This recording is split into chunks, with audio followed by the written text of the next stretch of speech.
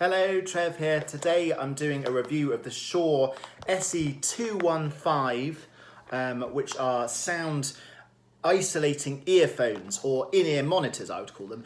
I've had a pack of these before and I really like them, but they've been well used, and I've just replaced one in order to get back gigging when we were allowed after lockdown. So I'll just unbox it and see what we get inside. So, okay, so we've got a nice little kind of case and some little documents about it here. So we've got some little documents. Congratulations on your purchase. Always good to see. Okay, so I've got some kind of spare sort of rubber sort of earbud things, and a little this little device can kind of scoop out any kind of bits of earwax that might get stuck in it. So there's quite a few spare earbuds and another bit of packaging. Okay, so here are the earphones here. Okay, and a fairly long lead, it looks like. So I'll just undo that.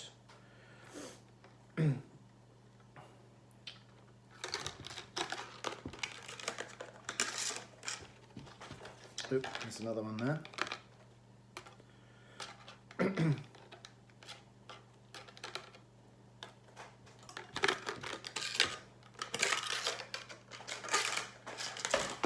Okay, so lengthwise, I'd say, what's that, 2 meters? Maybe a bit less than 2 meters. I'm 2 meters tall, so 1.5 meters maybe.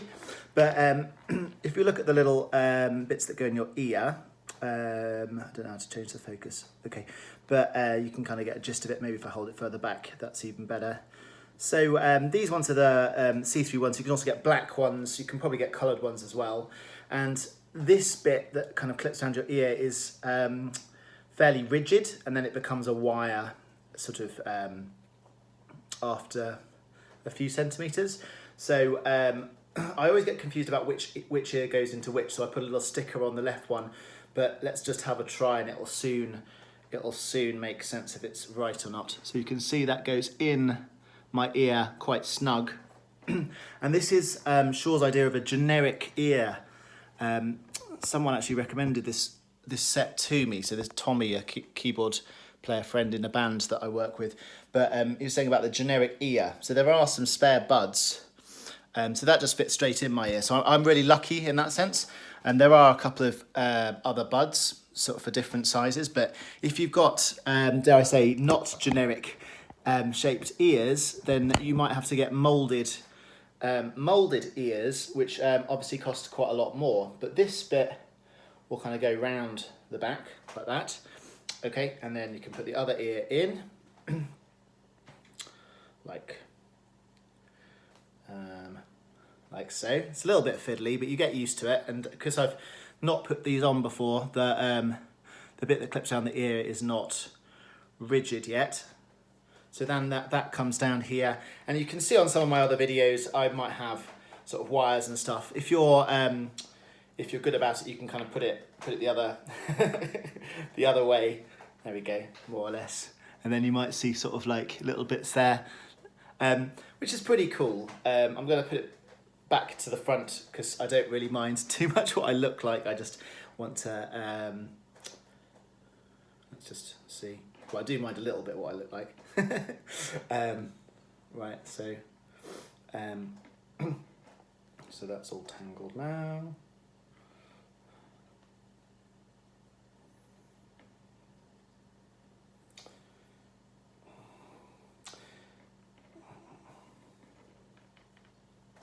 Or maybe I'll put them around the back again, as they seem to want to be there. That's fine by me.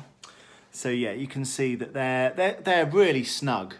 So and yeah, that's gonna basically reduce noise coming in as well as when I plug it in, it's going to let a nice quality of sound through my ears so I can still hear the band or whatever. So I'm just going to try out on my laptop to see what it's like. So if I just plug it in here, so if I just plug it in, just plugged it in on my MacBook, I don't know if you can see that. Okay, so I've just plugged it in the output, just like I would for headphones. And if I press play, so I know you can't hear that. Whoa. So even at a really low volume, I'm getting a very good signal. So what you might be thinking is, well, first of all, how much does it cost? So these cost £82.99. I mean, I reckon you're looking at about £100. I got quite a good deal, searched around a little bit on eBay. So I'm not sure which company it was that served me. In fact, I just did searches, but certainly if you've got it from Shure, they might charge you a little bit more than that, but looking at around £100, which I think is a really good bargain actually for these. They're really good quality. In a band setting, you would have to plug, let me take that out. Plug the headphones into, say, a little headphone mixer like this. So this is a bell ringer Zen-X, I think you pronounce that, Zen-X 502. I'm not sure if these are actually made anymore, but any sort of headphone mixer, and basically if you've got a PA that takes a monitor output, you'd take a monitor output into here, and then you'd have your own control as to your the amount of volume. It's a little bit risky, perhaps, putting it straight into a desk if you were at a gig, but it depends how well you trust the sound engineer. I personally wouldn't do that, because having another kind of mixer outside gives you control of your volume, so you don't sort of have a massive signal coming through your through your headphones. You can limit it if you like. So that's good. What else to say? Yeah, why did I start using in-ear monitors? So I guess a couple of reasons. Maybe 10 years ago, maybe 8 years ago, a bit less than that, I started developing tinnitus.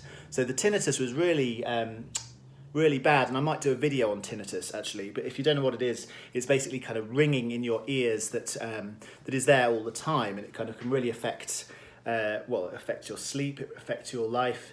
At one point I thought I might not be able to teach because the noise in the background was too unbearable, but also gigging was unbearable because I'd come back and the ringing would just be so much louder.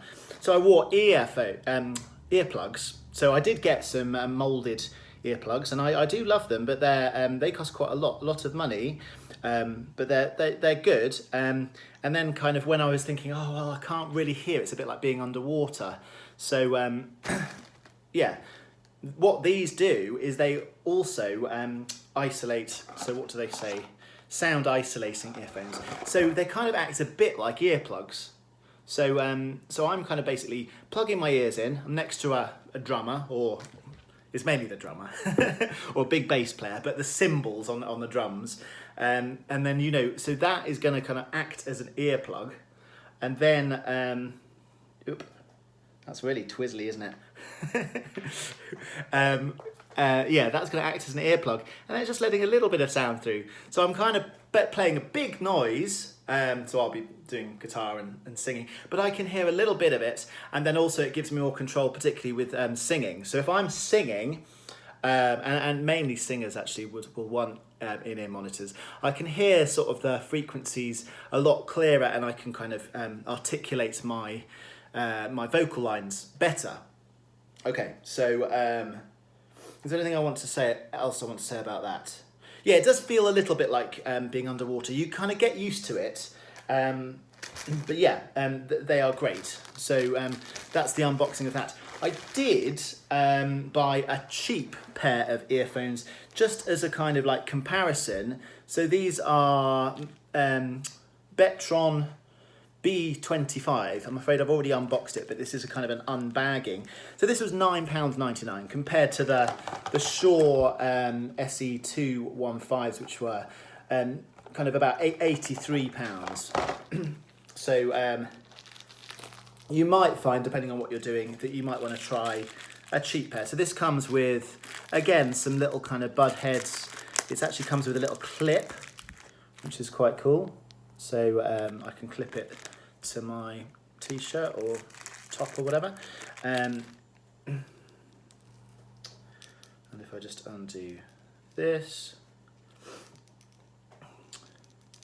So it does depend how much money you've got and indeed what you're doing with it. If you're just doing the odd gig, you might want to try this. So I'd say that's a little bit shorter, but it's not a lot shorter, to be honest. So maybe a kind of a meter, just over a meter. This tip's got a nice little cover. I found that quite cute. So if I just try this one as well, just to see what the difference is. So these are noise isolating headphones again, but they're more like generic. As you can see, the connector on the top is nowhere near as robust. That's not gonna kind of last very long with me, kind of with sweaty kind of putting them in, putting them out. Yeah, it's not designed for quite the same use. It's more designed for like carefully putting it in and sort of listening to your tunes. It's not really designed for the same sort of thing. But saying that, you know, it's great for 1/10 of the price. So let me just bring up my computer again and see what the difference is in terms of the sound quality. So I know you can't hear this, but and